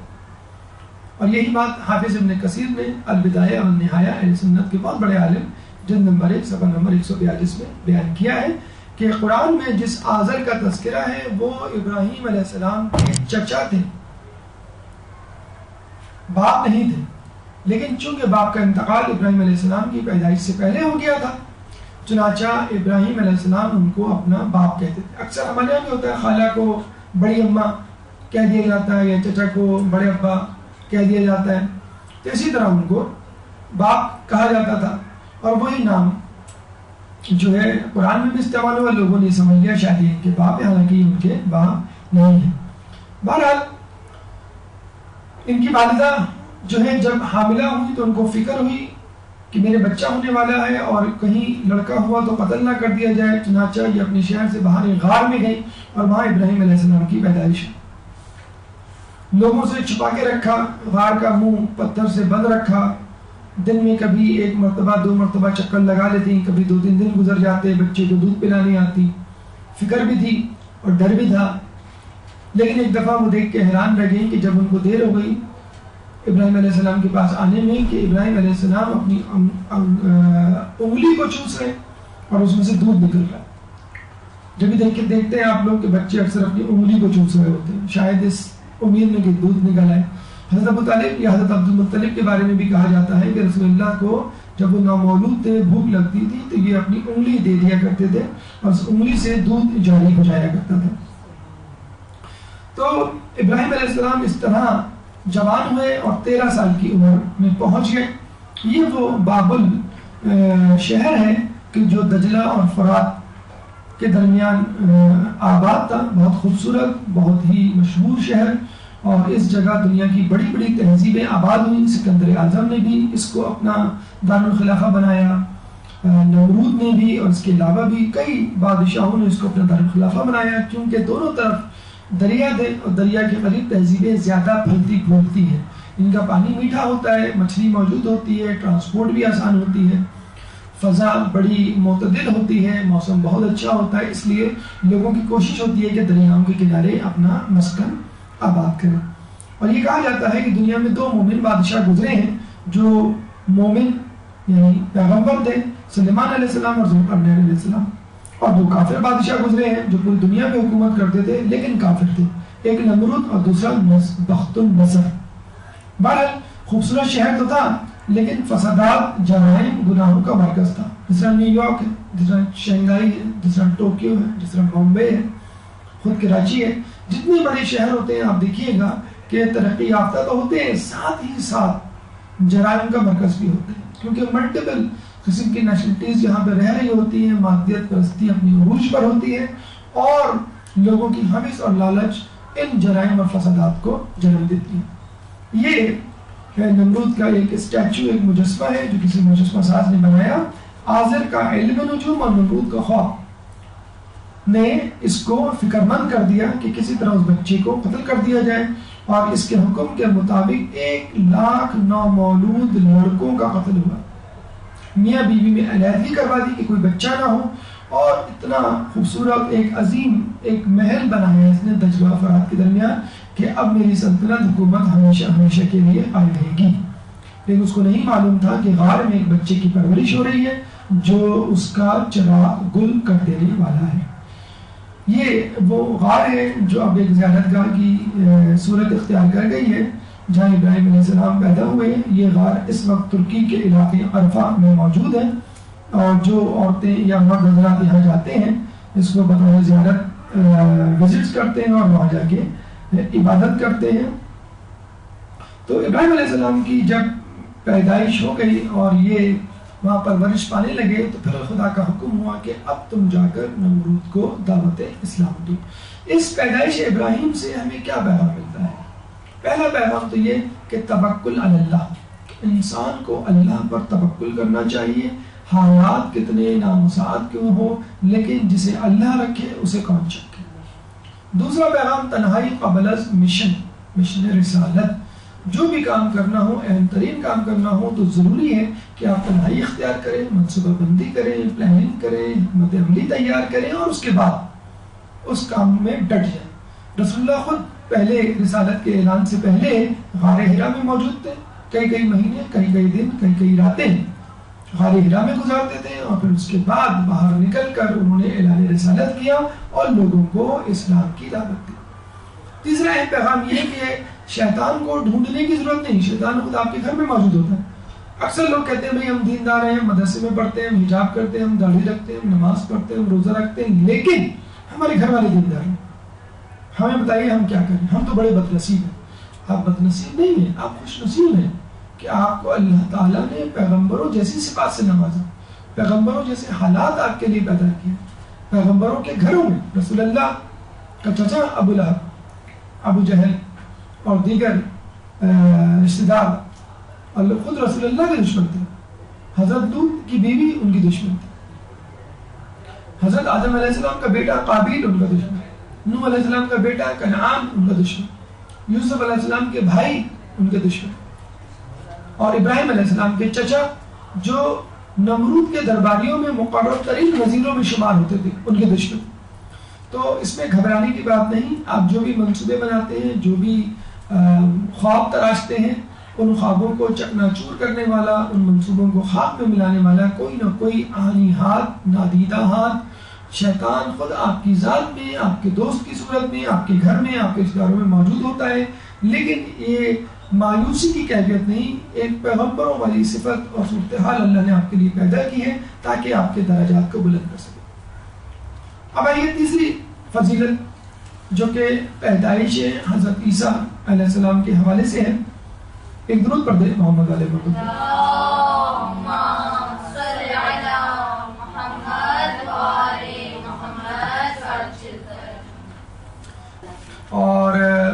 ابراہیم علیہ السلام، موسیٰ علیہ السلام کی پیدائش کی طرح حضرت عیسیٰ علیہ السلام کی پیدائش بھی بہت سارے معجزات اور بہت سارے دلچسپ واقعات اپنے اندر سمے ہوئی ہے۔ 25 بار عیسیٰ علیہ السلام کا قرآن میں تذکرہ ہوا، 13 بار بعنوان مسیح۔ اتفاق کی بات یہ ہے کہ جس طرح ابراہیم علیہ السلام بابل کی سرزمین پر کوفے کے قریب متولد ہوئے، اسی طرح 570 سال قبل رسول اللہ کی پیدائش سے سرزمین کوفہ دریائے فرات کے کنارے عیسیٰ علیہ السلام کی پیدائش ہوئی۔ والدہ بی بی مریم بنت عمران حضرت سلیمان علیہ السلام کی نسل سے تھی۔ عیسیٰ علیہ السلام کے والد نہیں تھے، اور یہ بہت بڑا تاریخی اور مذہبی جھگڑا ہے کہ جس نے عیسائیوں کو اپنے اصل نظریے سے منحرف کیا۔ عمران جو کہ والد تھے بی بی مریم کے، انہوں نے منت مانی تھی کہ میرے یہاں کوئی بچہ ہوا تو اس کو بیت المقدس کی مجاوری کے لیے دے دوں گا۔ مجاوری یعنی نگہبانی، نگرانی، جس طرح مؤذن ہوتا ہے، جس طرح خادم ہوتا ہے مسجد کا یا کسی مقدس جگہ کا، اس طرح بی بی مریم بھی بچہ ہونا تھا یا متوقع تھا لڑکا اور ہو گئی لڑکی، لیکن چونکہ نظر مانی تھی اس لیے دے دی، لڑکی کو بھی دے دیا۔ اب لوگوں کی فکر ہوئی کہ اس کی حفاظت کے لیے کوئی شخص چاہیے، تمام لوگ آگے بڑھے، یعنی کھانا پہنچانے کے لیے اگر کوئی اعتکاف میں بیٹھتا ہے تو ہم کوشش کرتے ہیں کہ اس کو ہم غذا پہنچائیں، ہر فیملی، ہر گھرانہ یہ کوشش کرتا ہے تاکہ ثواب ملے۔ چنانچہ قرآن ڈالا گیا، اس طرح کے تمام بزرگوں کے قلموں کو پانی میں چھوڑا گیا، تمام قلم ڈوب گئے، جس کا قلم تیرتا رہا وہ بی بی مریم کا محافظ ٹھہرا، یعنی زکریا علیہ السلام۔ اب زکریا علیہ السلام بی بی مریم علیہ السلام کی نگرانی پہ مامور ہو گیا اور ان کو سامان حیات یعنی غذا، پانی وغیرہ فراہم کرنے لگے، اور اس دوران اس بات کا بھی مشاہدہ کیا کہ بی بی مریم کے پاس پھل اور غذائے اناج نہایت لذیذ، وہ بھی بے موسم کی، یعنی یوں سمجھ لیجئے سردیوں میں آم اور گرمیوں میں انار۔ تو وہ سمجھ گئے کہ کسی انسان کا دیا ہوا نہیں بلکہ خدا کی طرف سے عطیہ کرتا ہے۔ اور پھر ایک وقت آیا کہ جبرائیل علیہ السلام نازل ہوئے اور بی بی مریم سے فرمایا، یا مریم ان اللہ یبشرک بکلمۃ منہ اسمہ المسیح عیسی ابن مریم، اے مریم اللہ تم کو بشارت دیتا ہے کہ تمہارے ہاں عیسیٰ ابن مریم آنے والے ہیں، یعنی ان کا کلمہ بلند ہونے والا ہے۔ اپنے کلموں میں سے ایک کلمہ عیسیٰ علیہ السلام۔ بی بی مریم نے جب یہ سنا تو کہا، قالت رب انا یکون لی ولد ولم یمسسنی بشر، کہ اے میرے رب کیا میرے ہاں اولاد ہوگی، حالانکہ مجھے تو کسی نے چھوا بھی نہیں ہے، کسی آدمی نے، کسی بشر نے۔ قال كذلك الله يخلق ما يشاء اذا قضى امرا فانما يقول له كن فيكون، تو کہا کہ اللہ تعالیٰ تو بس اسی طرح تخلیق کرتا ہے، ما یشاء اذا قضى امرا، جب وہ چاہتا ہے کسی امر کو ہونا، ادا کرنا، فانما يقول له كن فيكون، کہ بس وہ کہتا ہے کہ ہو جا اور وہ چیز ہو جاتی ہے۔ تو دنیاوی اعتبار سے کسی میکانیات، کسی عمل ترتیب کی ضرورت نہیں، بس اللہ کہے گا اور وہ چیز ہو جائے گی۔ اور جب بی بی مریم علیہ السلام کا وضع حمل قریب آیا تو ان کو کہا گیا کہ اب تم مسجد سے باہر نکل جاؤ، عبادت گاہ سے باہر چلے جاؤ اور کہیں جا کر اس بچے کی ولادت کرو اور پھر اس مسجد میں عبادت گاہ میں واپس آ جاؤ۔ اور جب وہ ایک کھجور کے درخت کے پاس گئیں، وضع عمل کے قریب، جب ولادت قریب تھی عیسیٰ علیہ السلام کی، تو اس وقت بھی وہ بہت پریشان تھی لوگوں کی تہمت کے خدشے کی وجہ سے۔ فَأَجَاءَهَا أَهْلُ الْمَخَاضُ إِلَى جِذْعِ النَّخْلَةِ، اور جب ولادت کی جزع نے، ولادت کے درد نے ان کو پہنچایا ایک کھجور کے درخت کے پاس، قالت یا لیتنی مت قبل هذا، کاش کہ میں اس سے پہلے مر گئی ہوتی، یعنی اس بچے کی ولادت سے پہلے مر گئی ہوتی، وَكُنْتُ نَسْيًا مَنْسِيًّا، اور بھلائی جا چکی ہوتی۔ ہوتا ہے نا بعض وقت آپ کوئی غلطی کرتے تو آپ کہتے ہیں کاش میں مر گیا ہوتا اس غلطی کو کرنے سے پہلے، اس کام کو کرنے سے پہلے میں نیست و نابود ہو چکا ہوتا۔ تو تہمت کے خدشے کے پیش نظر مریم علیہ السلام بہت پریشان تھی، حتیٰ کہ وضع عمل اور ولادت کے وقت بھی وہ خواہش کرتی تھی کہ کاش میں مر چکی ہوتی، اور وہی ہوا جس کا خدشہ تھا کہ جب وہ بچے کو لے کے یعنی عیسیٰ علیہ السلام کو لے کر واپس اپنے لوگوں میں آئی تو لوگ کہنے لگے قالوا یا مریم لقد جئت شیئا فریا، اے مریم تو نے کیا ہی برا کام کیا ہے، اور ان پر لگے تہمت دینے۔ ان تہمت لگانے والوں میں کہا جاتا ہے 70 خواتین بھی شامل تھیں، اور جب وہ پریشان ہوئی تو اللہ نے ان کو خاموشی کا اشارہ دیا اور کہا کہ تم نہیں کہو، عیسیٰ بولیں گے تمہاری طرف سے۔ فَأَشَرَتْ إِلَيْهِ قَالُوا كَيْفَ نُكَلِّمُ، اور جب بی بی مریم نے اشارہ کیا عیسیٰ علیہ السلام کی طرف تو لوگوں نے کہا کیف نکلم، یہ کیسے، ہم کیسے کلام کریں، من کان فی المہد صبیا، اس سے کہ جو اس وقت جھولے میں ہے، جو بچہ ہے چند دنوں کا ہے جھولے میں ہے، اس سے کیسے کلام کریں گے۔ اب بی بی مریم کیا کہہ رہی ہے، انہوں نے اشارہ کیا اور وہ کیا کہہ رہے ہیں کہ ہم اس بچے سے کیسے کلام کریں جو فقط ابھی جھولے میں ہے، لیکن اس بچے نے کلام کیا اور عیسیٰ علیہ السلام جھولے میں گویا ہوئے، قال انی عبد اللہ، کہا اس نے کہ میں اللہ کا بندہ ہوں، اتانی الکتاب، مجھے اللہ نے کتاب دی ہے، وجعلنی نبیا، اور اللہ نے مجھے نبی بنایا ہے۔ یہ الفاظ تھے اس بچے کے جو ابھی چند دن ہی کا تھا، چنانچہ یہ ایک معجزہ تھا اور معجزاتی جواب تھا تہمت کا، جسے کہتے ہیں کہ منہ توڑ رد عمل تھا۔ اللہ تعالیٰ نے عیسیٰ ابن مریم کی عفت کو محفوظ رکھا۔ آئیے اس پیدائش عیسیٰ سے ہمیں کیا کیا پیغامات ملتے ہیں ان کی طرف ایک نظر ڈالتے ہیں۔ پہلا پیغام فضیلت علی وہ یوں کہ جب بی بی مریم کے بچے کی ولادت کا وقت قریب آیا تو بی بی مریم کو کہا کہ مسجد عبادت گاہ خدا بندی سے دور چلی جاؤ۔ کیوں؟ یہ عبادت گاہ ہے، زچا خانہ نہیں، کہیں اور جا کے بچے کی ولادت کرو۔ اور جب فاطمہ بنت اسد مادر علی حمل لیے ہوئے ولادت کے قریب خانہ کعبہ کا طواف کر رہی تھی اور جب درد زا ہوا ولادت علی کا وقت قریب آیا تو کہا گیا کہ واپس نہ جاؤ، گھر نہ جاؤ، بلکہ کعبے کے اندر آ جاؤ۔ دیوار شق ہوئی اور ولادت علی انجام پائی۔ تو ولادت عیسیٰ کے لیے مادر عیسیٰ کو کہا گیا کہ یہاں سے دور چلی جاؤ عبادت گاہ سے، اور ولادت علی کے لیے مادر علی کو کہا گیا کہ تم عبادت گاہ کے اندر آ جاؤ۔ تو یہ ہے ہمارے امام کی فضیلت اور مرتبہ اور نبی کا تقابل۔ دوسرا پیغام عیسائیوں کی بے حیائی کا منہ توڑ جواب ہے کہ عیسائی خواتین جس طرح ننگ و عیار، فحاشی، بے حجابی کا شکار ہیں، ان کو سبق لینا چاہیے بی بی مریم کے تقدس اور حیا سے، کہ کس طرح پاک و پاکیزہ تھی اور اتنی زیادہ تقدس والی کہ ان کی حیا اور ان کی پاکیزگی کی ضمانت اللہ تعالیٰ نے عیسیٰ علیہ السلام کی زبان سے دی۔ یہ الگ بات ہے کہ انہوں نے اپنی خواتین کو دو حصوں میں تقسیم کر دیا ہے، ایک وہ جن میں بی بی مریم کی جھلک نظر آتی ہے، لیکن وہ بھی اس صورت میں کہ جب وہ گرجا گھر کی چار دیواری میں محصور ہوتی ہے۔ باقی خواتین بالکل آزاد ہیں، یعنی اگر آپ کو اپنی عفت و عزت بچانی ہے تو اس طرح کا لباس پہن کر گرجا گھر میں رہنا پڑے گا۔ اگر آپ کو عام خواتین کی طرح زندگی گزارنی ہے تو ناممکن ہے کہ آپ حجاب کریں یا عفت و حیا اپنی باقی رکھیں، جبکہ اسلامی معاشرے میں آپ کو ہر دوسری عورت اس طرح کی نظر آ سکتی ہے۔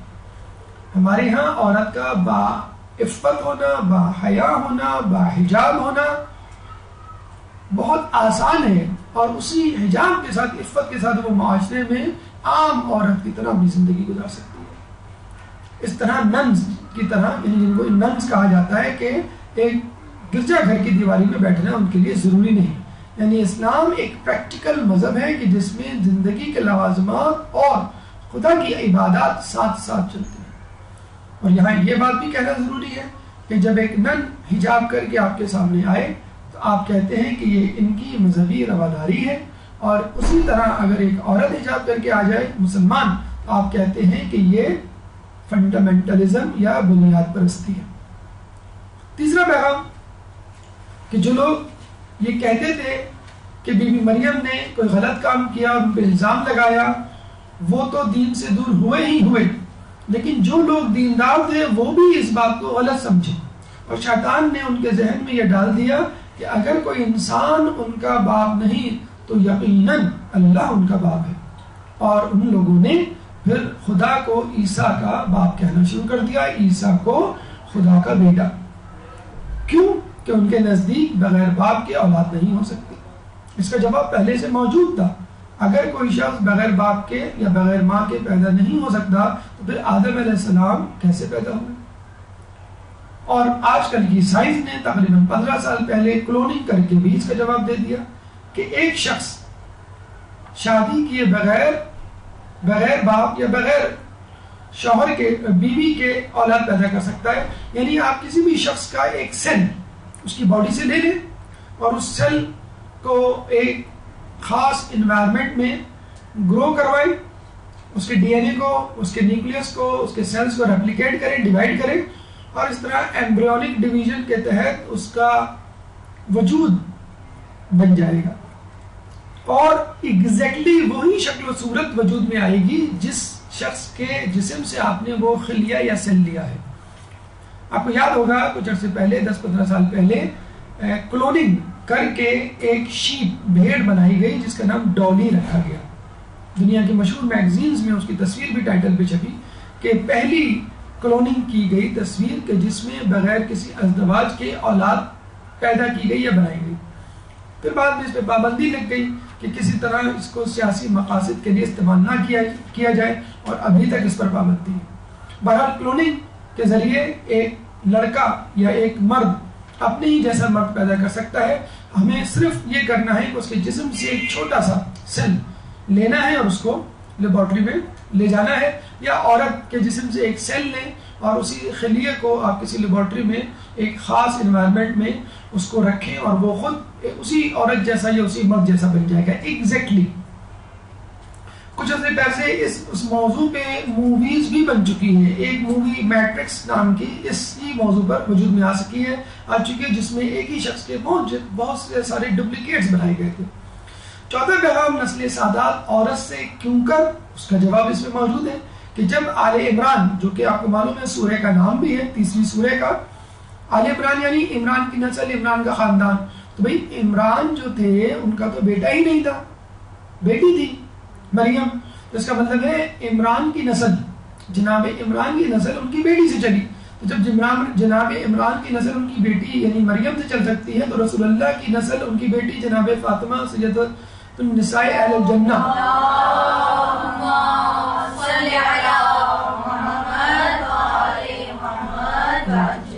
سے کیوں نہیں چل سکتی؟ پانچواں پیغام یہ ہے کہ جب عیسیٰ علیہ السلام گہوارے میں جھولے میں چند دنوں کے ہو کر اپنی رسالت کو ثابت کر سکتے ہیں تو کیا رسول کو رسالت 40 سال کی عمر میں ملی؟ جی نہیں، رسول پیدائشی نبی تھے، بلکہ ان کا نور تو کائنات کے نور سے پہلے وجود میں آ چکا تھا۔ اعلان رسالت 40ویں سال کیا گیا۔ چوتھی فضیلت اس حوالے سے کہ 25 ذیقعدہ کو جو اہم واقعات ہوئے ان میں چوتھا واقعہ روانگی رسول سفر حج۔ ایک درود پڑھ دے محمد علیہ۔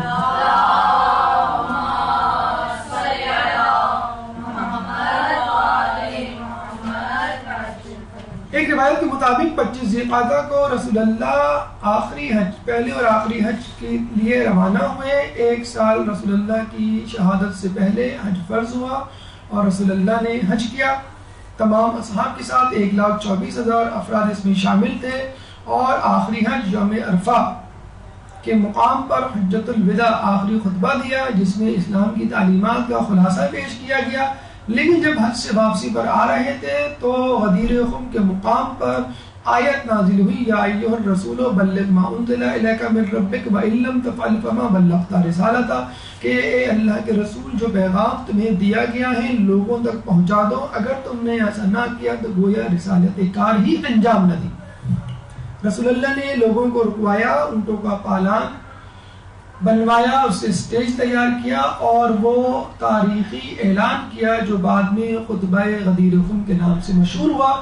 چنانچہ خطبہ الوداع تتمہ ہے خطبہ غدیر خم، خطبہ حجۃ الوداع کا، یعنی جو آخری بات رہ گئی تھی خطبۃ الوداع میں وہ رسول اللہ نے غدیر خم کے مقام پہ کی۔ اور اگر ایسا نہ ہوتا، یعنی اگر خطبۃ الوداع ادھورا نہ ہوتا، مکمل ہوتا، جیسے لوگ کہتے ہیں کہ خطبۃ الوداع جو ہے وہ مکمل خطبہ اسلامی تعلیمات کا خلاصہ ہے، تو یہ آیت الیوم اکملت لکم دینکم کہ آج کے دن ہم نے تمہارا دین مکمل کر دیا، یہ آیت اسی وقت نازل ہونی چاہیے تھی، لیکن یہ آیت اس وقت نازل نہیں ہوئی۔ آیت نازل ہوئی اعلان ولایت علی، خلافت علی، جانشین علی اور وصایت علی کے اعلان کے بعد۔ تو یہ بہت اہم ہے کہ رسول اللہ اسی تاریخ کو روانہ ہوئے اور آخر میں واپسی پر اعلان ولایت کیا۔ پانچویں فضیلت اس حوالے سے ظہور امام زمانہ عبداللہ تعالی عجب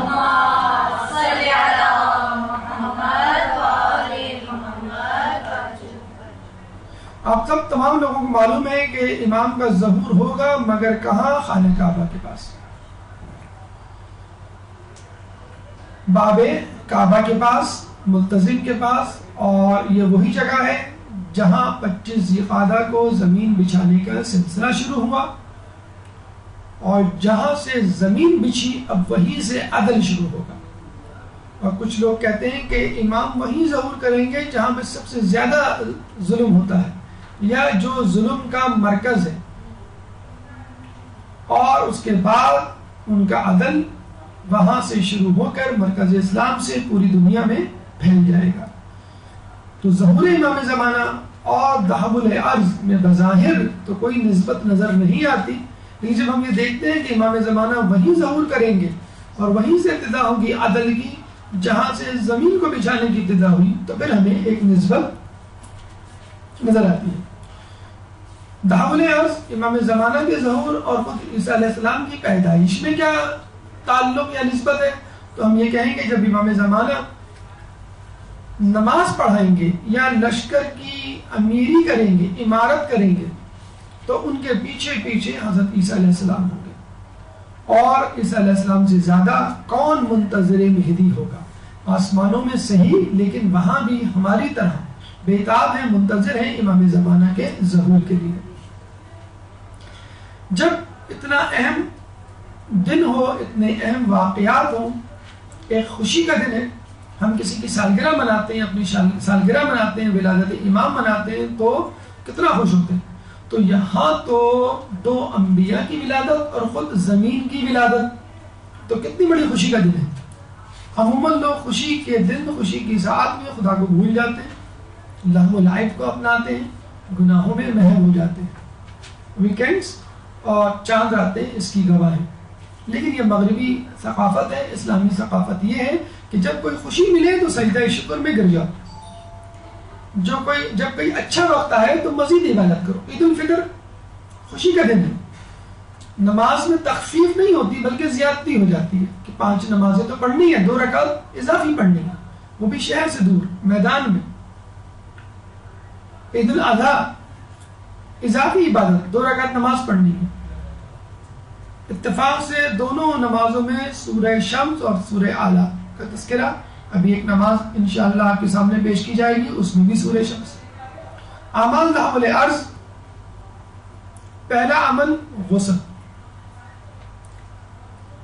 رات میں انجام دے لیجئے یا دن میں انجام دے لیجئے، بہرحال یوم ذهب الارض میں غسل ایک مستحب ہے، یعنی آپ کی عبادت اور دن کی ابتدا غسل سے ہو۔ نمبر 2 روزہ، جس کے بارے میں کہا جاتا ہے 60 مہینوں کے روزوں کا ثواب۔ ایک اور جگہ آیا ہے 70 سال کے روزوں کا ثواب۔ ایک اور روایت میں آیا ہے کہ 70 سال کے گناہوں کا محو ہونا۔ کتنی بڑی فضیلت، کتنا بڑا ریوارڈ۔ ابھی آپ کو کہا جائے کہ آپ کو یہ روزہ رکھنا ہے اور آپ کو لیٹسٹ موبائل، جسے کہتے ہیں کہ آئی فون کا S4 دیا جائے گا، یا S5. تو کسی نے کہا سر ہم نہیں لیں گے. ہم نے کہا کیوں؟ کہ سر یہ سیمسنگ کا ہے S4 یا S5, آئی فون والوں کو تو i5 ہوتا ہے. بہرحال تو اگر کوئی دنیاوی فائدہ ہو تو فوراً آپ جسے کہتے ہیں کہ اس کو اپنا لیتے ہیں. لیکن تھوڑا سا تصور کیجئے 60 مہینوں کے روزوں کا ثواب, 70 سال کے روزوں کا ثواب, 70 سال کے گناہ جو ہماری عمریں نہیں ہیں وہ اللہ تعالیٰ معاف کر دے گا فقط ایک روزہ. اتفاق کی بات یہ کل اتوار کا دن ہے اور بڑا آسان ہے. ہمارے لیے واجب ہے فجر کو ترک کرنا اور واجب ہے حلوہ پوری کھانا. فجر ترک ہو جائے, لوگوں کو پتہ بھی نہیں ہوتا کہ فجر کی نماز چھوٹ گئی, سوتے رہ گئے, حلوہ پوری نہیں کھائی, لگا رہا ہے کہ اتوار ہی نہیں ہے. یا کوئی اسپیشل کھانا جو بعض جگہ دوپہر میں بریانی پکتی ہے یا کوئی خاص آئٹم ہوتا ہے اتوار کے دن, یا رات کو فرض کر لیں سیٹرڈے نائٹ کو مونگ پھلی ہوتی ہے سردیوں میں اور گرمیوں میں آئس کریم, تو یہ چیزیں نہ ہو تو ویکینڈز کا مزہ ہی نہیں ہے. تو اللہ تعالیٰ کی نافرمانی ہونی ہے اس کا آپ کو فکر. تو ویسے تو ہم جاگ لیں گے, جسے کہتے ہیں کہ وہ ڈیفینس والے رات کے 3 بجے تک جاگتے ہیں اور کھارا در والے 2 بجے تک, سولجر مظہر والے 1 بجے تک, پی ایس ایچ والے 12 بجے تک اور باقی لوگ 11 بجے تک. ویسے آپ جاگ لیں گے. لیکن اگر آپ کو کہا جائے کہ اللہ کے لیے جاگے تو وہ ہم تو جلدی سونے والے لوگ ہیں. اچھا, لوگوں نے یہ ایک مس کانسیپٹ ہے کہ 12 بجے کے بعد رات شروع ہوتی ہے. کراچی والوں کی تو 12 بجے ہی شروع ہوتی ہے. نہیں, مغرب کے بعد رات شروع ہو جاتی ہے. بس یہ سمجھ لیں یہ شب بیداری شروع ہو گئی. اور شب بیداری کی ضروری نہیں ہے کہ آپ دادی اماں کی طرح تسبیح لے کے بیٹھ جائیں اور جسے کہتے ہیں ہلتی ہوئی تسبیح شروع کر دیں. امی کہیں بیٹا کھانا, امی آج دعوت العرض ہے.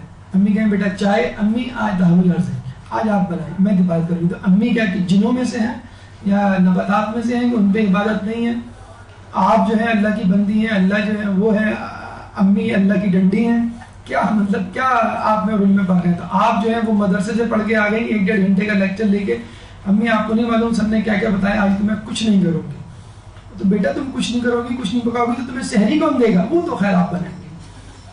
تو گھر کا کام بھی خود عورتوں کے لیے عبادت ہے, وہ بھی آپ ساتھ ساتھ کرنا ہے. لوگوں میں تھوڑا سا مس کانسیپٹ ہے, اب دین کو خواہ کے لیے مشکل بنایا ہوا ہے, بلکہ شیطان نے آپ کے ذہنوں میں ڈالا ہوا ہے کہ رات کا مطلب ہے 12 بجے کے بعد, مغرب کے بعد آپ چاہیں تو جس قسم کا بھی فضول قسم کا ڈرامہ آپ چاہیں ضرور دیکھیں, وہ قسط نہ چھوٹ جائے, رد ٹوٹ جائے گا جسے کہتے ہیں. تو مغرب کے بعد سے عبادت شروع ہو گئی. جو بھی عبادت کرنا چاہیں, قرآن پڑھنا چاہیں, مذہبی کتاب پڑھنا چاہیں, حتیٰ کہ کوئی ریلیجیس مووی دیکھنا چاہیں, اس کی بھی اجازت ہے. ہاں, یہ زبردستی آپ کسی مووی کو دیکھ کے اس کو مذہبی ثابت نہیں کیجیے گا. مذہبی مووی ہو آلریڈی, پہلے آپ مووی دیکھیے اور پھر اس کو ثابت کریں نہیں نہیں نہیں اس میں یہ مقصد ہے, چنانچہ یہ مذہب کا ایک تصور نکل سکتا ہے وغیرہ وغیرہ. اور اپنی کورس کی کتابیں پڑھیں, نیت صحیح ہو تو ٹھیک ہے, وہ بھی آپ کی عبادت میں شمار ہو جائے گی. کم از کم ایک بچے نے کھڑا ہو کے کہا سر ہم وضو کر کے سو جائیں. میں نے کہا کیوں؟ کہنا وضو کر کے جو سوتا ہے پوری رات عبادت کا ثواب ملتا ہے. چلیے ٹھیک ہے, بچہ تھا, بچہ کہہ سکتے ہیں, آپ بڑی ہو گئی ہیں. بہرحال آپ اس طرح ٹرکی وے میں عبادت کو انجام نہ دیں, جتنا آپ کر سکتی ہیں. لیٹ نائٹ جاگ لیں, کوئی مسئلہ نہیں ہے. اگر آپ کو کہا جائے آپ کی خالہ آ رہی ہے رات کے 4 بجے ایئرپورٹ میں, آپ کی نیند بھاگ جائے گی اور آپ خود بھاگی بھاگی ایئرپورٹ جائیں گے رات کے 4 بجے ان کو لینے کے لیے. تو رات میں جتنا جاگ سکتے ہیں ٹھیک ہے, پوری رات نہیں, جتنا جاگ سکتے ہیں جاگ لیں. اور ذکر کرتے رہیں, کلمہ پڑھتے رہیں, درود پڑھتے رہیں, استغفار پڑھتے رہیں, کوئی بھی دعا, کوئی بھی لفظ, کوئی بھی جملہ, کوئی بھی آیت, سورہ جتنی بھی یاد ہے وہ پڑھ لیں, وہ سب عبادت میں شمار ہوگا. اور کوشش کریں روزہ رکھیں. یہ ہمارے یہاں پتہ نہیں کیوں کانسیپٹ ہے کہ روزہ رمضان میں فرض ہے اور باقی 11 مہینوں میں حرام ہے. حالانکہ عید الفطر عید الاضحیٰ میں حرام ہے. ہم کہتے ہیں نہیں, بڑا مشکل ہے. ایک بچی نے فوراً کہا سر اتنی گرمی اور روزہ. تو بی بی مریم علیہ السلام کو کسی نے خواب میں دیکھا, جن کا تذکرہ بھی ہم نے کیا ہے. بی بی مریم علیہ السلام کو خواب میں کسی نے دیکھا وہ جنت کی نعمتوں سے لطف اندوز ہو رہی ہیں. تو ان سے کسی نے پوچھا کہ آپ کو دنیا کی کون سی چیز یاد آتی ہے, دنیا یاد بھی آتی ہے کہ نہیں؟ انہوں نے کہا مجھے دنیا کی 2 چیزیں بہت یاد آتی ہیں, سردیوں کی شب بیداری اور گرمیوں کے روزے. ابھی تو بہرحال گرمیاں شروع ہی نہیں ہوئی, بلکہ گرمیاں تو ختم ہو گئی نا, تو سردیوں کا خنکی کا موسم جسے کہتے ہیں شروع ہو رہا ہے. تو آسان ہے آپ کے لیے جسے کہتے ہیں کہ روزہ رکھنا.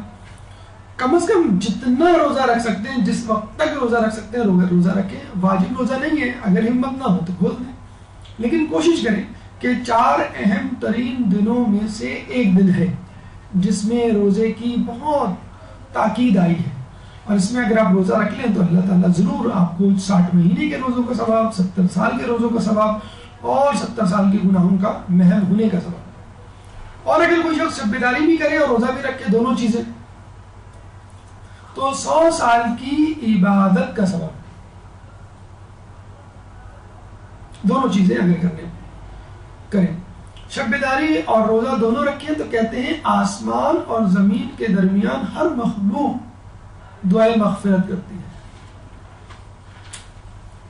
جانور، نباتات، جن، فرشتے۔ کتنی بڑی بات ہے۔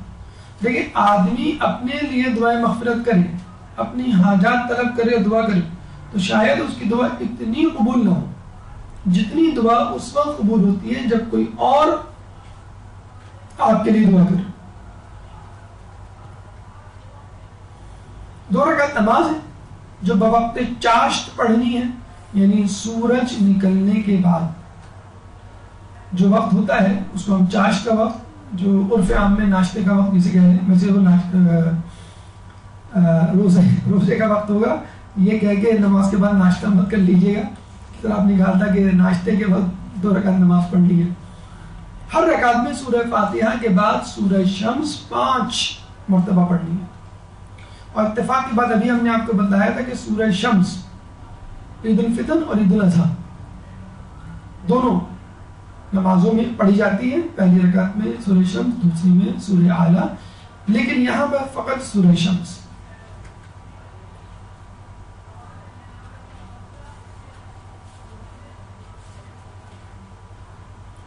سورہ شمس میں بھی انہی چیزوں کا کم و بیش تذکرہ ہے، والشمس وضحاها والقمر اذا تلاها والنہار اذا جلاها، سورج کی قسم، چاند کی قسم، رات کی قسم، دن کی قسم، اور اس طرح کئی قسمیں کھانے کے بعد 11 قسمیں کے بعد اللہ تعالیٰ اعلان کرتا ہے قد افلح من زکاہا، کہ جس نے اپنا تزکیہ نفس کر لیا وہ کامیاب ہوا۔ کہ دیکھیں اللہ تعالیٰ عید، بقرعید، یوم دعوت اور اس طرح دیگر ایام خوشحالی میں انسان کو یاد دلا رہا ہے کہ دیکھو اس خوشی میں، لہو و لعب میں مبتلا نہ ہو جانا اور اپنے اصل ہدف کو اپنے ہاتھ سے نہ چھوڑ بیٹھے۔ چند دعائیں ہیں، 2 دعائیں زیادہ مذکور ہیں، ایک مختصر ہے، ایک قدرے طویل ہے۔ پہلی دعا لا حول ولا قوت الا باللہ العلی العظیم یا مقیل العثرات اقلنی عثرتی یا مجیب الدعوات اجب دعوتی یا سامع الاصوات اسمع صوتی ورحمنی وتجاوز عن سیئتی ومعندی یا ذا الجلال والاکرام۔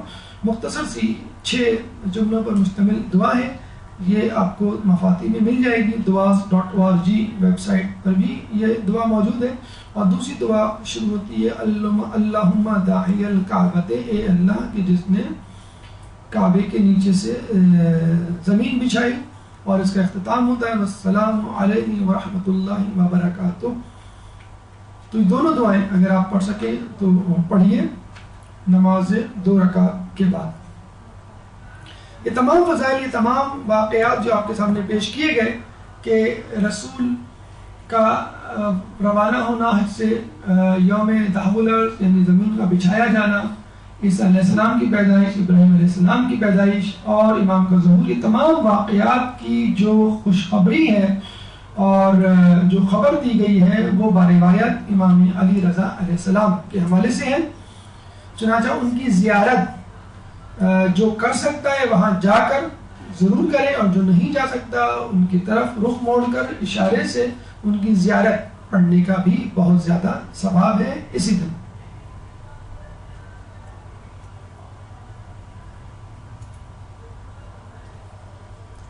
یہ 5واں عمل ہے جو آپ کو آج کے دن انجام دینا ہے۔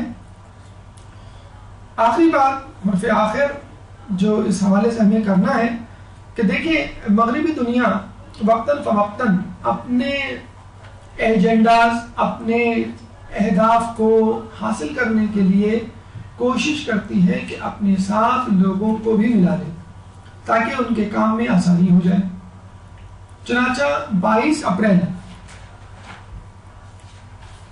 کو مغربی دنیا عالمی پیمانے پر ارتھ ڈے مناتی ہے، یوم الارض، جبکہ ہمارے حساب سے یہ یوم الارض 25 ذی القعدہ کو منانا چاہیے، جو کہ زمین کی پیدائش کا دن ہے۔ اس سے بہتر دن کون سا ہو سکتا ہے؟ بہرحال 22 اپریل کو منایا جانے والا یہ دن مغربی ممالک میں یوں مشہور ہے کہ 174 ممالک، تقریباً تمام ممالک اس دن جمع ہوتے ہیں، ان کی تنظیمیں تقریباً 17,000 کے قریب، اور ان کا بس ایک ہی نعرہ ہوتا ہے، دنیا بچاؤ۔ ہمارے یہاں نعرہ ہوتا ہے فلاں گو فلاں کم، وہاں نعرہ ہوتا ہے کہ دنیا بچاؤ۔ کسی طرح دنیا چلی گئی تو سب کچھ جو ہے وہ آپ کے ہاتھ سے چلا جائے گا۔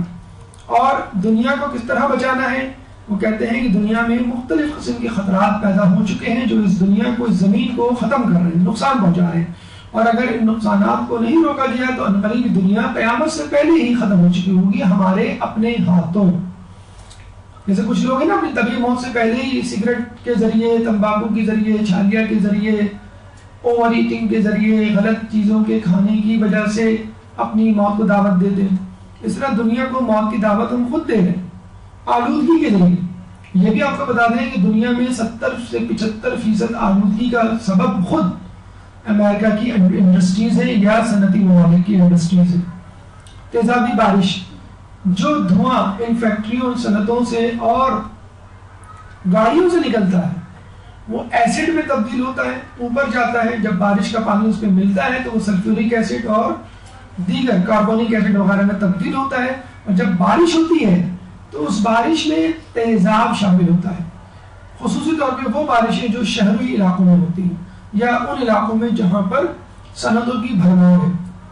ایک اور اہم چیز ان دھوؤں، ان آلودگی کی وجہ سے جو پیدا ہو رہی ہے وہ ہے اوزون لیئر کی تباہی۔ دنیا اور آسمان کے درمیان ایک غلاف ہے، ایک لیئر ہے اوزون نامی سبسٹنس کا، اور یہ اوزون ایک طرح کی فلٹریشن شیلڈ ہے۔ جیسے آپ اپنے گھر کے اوپر آپ نے دیکھا ہوگا لوگ گرین شیلڈ لگا دیتے کہ جس سے سورج کی روشنائیں چھن کر آتی ہیں۔ اس طرح اوزون لیئر ایک ایسی لیئر ہے کہ جس سے سورج کی شعاعیں چھن کر آتی ہیں، نہ صرف سورج کی حدت اور تبش کی میں کمی کا سبب بنتی ہیں، بلکہ سورج کی شعاعیں اگر اوزون لیئر کے بغیر ڈائریکٹ آپ کے جسم پر پڑے تو کینسر کا سبب بن سکتی ہے، اور یہ ہو بھی رہا ہے۔ آسٹریلیا میں سب سے زیادہ اوزون کی لیئر غائب ہو چکی ہے، بہت بڑے بڑے چھید اس میں سوراخ نمودار ہو چکے ہیں، اور آسٹریلیا میں اسکن کینسر سب سے زیادہ پایا جا رہا ہے۔ چنانچہ اس اوزون لیئر کو بھی خطرہ ہے جس کی وجہ سے کینسر میں اضافہ ہو رہا ہے جلد کے، اور جب گرمی پیدا ہوتی ہے سورج کی شعاعوں کے ڈائریکٹ پڑنے سے تو اس گرمی سے دنیا میں موجود نارتھ اور ساؤتھ پول کے گلیشیئرز پگھل رہے ہیں، اور گلیشیئرز پہاڑ جیسے برف کے تودے ہیں کہ 1/3 پانی سمجھ لیں دنیا کا ان گلیشیئرز کی صورت میں محفوظ ہے۔ اگر یہ گلیشیئرز پگھل گئے تو اس سے آنے والے طوفان اور سیلاب سے کوئی نہیں بچ سکے گا۔ تو بارش کا سیلاب تو بہت چھوٹا سیلاب ہے، گلیشیئر کے پگھلنے سے جو سیلاب آئے گا اس سے پوری دنیا جو ہے وہ بہہ سکتی ہے۔ اس طرح کی اور دیگر چیزیں جس میں کم و بیش 18 ڈینجرز، 18 خطرات مذکور کیے گئے ہیں، بتائے گئے ہیں لوگوں کو جس سے اس دنیا کو خطرہ ہو سکتا ہے۔ ہم اس بات سے اتفاق کرتے ہیں، اور یقیناً ہمیں اس معاملے میں بہت زیادہ تندہی سے اور حرکت سے اور خلوص کے ساتھ مظاہرہ کرنا چاہیے۔ اور آپ نے خود دیکھ لیا کہ ان خطرات میں مغربی ممالک، صنعتی ممالک اور ترقی یافتہ ممالک کا زیادہ ہاتھ ہے بنسبت ان ممالک کے جو غیر ترقی یافتہ ہیں اور جو عموماً گاؤں دیہاتوں پر مبنی ہے، مشتمل ہے، جیسے پاکستان کا ایگریکلچر لینڈ ہے۔ اصل خطرات کی طرف بھی توجہ دینی چاہیے۔ اب تک جو خطرات بتائے گئے وہ فزیکل خطرات ہیں، مادی خطرات ہیں، لیکن اس دنیا کو اسپریچول، روحانی خطرات بھی لاحق ہیں، جو ہیں گناہوں کے خطرات۔ رشوت کے خطرات، بسیار خوری کے خطرات، لالچ کے خطرات، حسد کے خطرات، استعمار کے خطرات، قتل و غارت کے جسے کہتے ہیں کہ خطرات، سیاسی حوالے سے جو دنگل ہر ملک میں ہو رہا ہے اس کی حوالے سے جو خطرات پیدا ہوئے ہیں وہ بہت زیادہ ضروری ہے بنسبت ان فزیکل ڈیمیج کی وجہ سے، کیونکہ انسان کے اندر خلوص اگر پیدا ہو جائے تو یہ تمام خطرات اور جسے کہتے ہیں اقدامات کرنے کے ساتھ ساتھ ان تمام خطرات سے نمٹا جا سکتا ہے۔ اور ایک اور اہم بات کہ ارتھ ڈے 22 اپریل یا 25 ذی القعدہ ہی کو نہیں ہونا چاہیے، یہ ارتھ ڈے جو ہے ہمیشہ منانا چاہیے اور ہر وقت آپ کو ذہن میں رکھنا چاہیے۔ اور جب ہم بات کرتے ہیں کہ دنیا کو بچائیں تو آپ یہ کہیں گے کہ بھئی میں دنیا کو کیسے بچاؤں، میں تو ایک خاتون ہوں یا تو میں ایک مرد ہوں، ایک عام سا انسان ہوں۔ تو بھئی آپ جہاں موجود ہیں وہاں صفائی کریں، آپ جہاں موجود ہیں وہاں چیزوں کو ترتیب سے رکھیں، آپ چاکلیٹ یا چپس کے پیکٹس یا ریپرز کو ادھر ادھر نہ پھینکیں، آپ گھر کا کوڑا جو ہے وہ گلی میں نہ پھینکیں، آپ کسی کو جو ہے وہ تکلیف نہ دیں اپنے کسی عمل سے۔ تو روزانہ کی بنیاد پر اگر آس پاس کی دنیا کو صحت و صفائی کے اصولوں کے مطابق پاک و صاف رکھیں گے تو انشاءاللہ یہ دنیا ان تمام خطرات سے پاک ہو جائے گی۔ یہ تمام گفتگو یوم تحول الارض ارتھ ڈے یا 25 ذی القعدہ کے حوالے سے مکمل ہوئی۔ اس گفتگو سے متعلق آپ کے ذہن میں اگر کوئی سوال ہے تو آپ کر سکتے ہیں۔ قبل سوالات بھرپور سلامت۔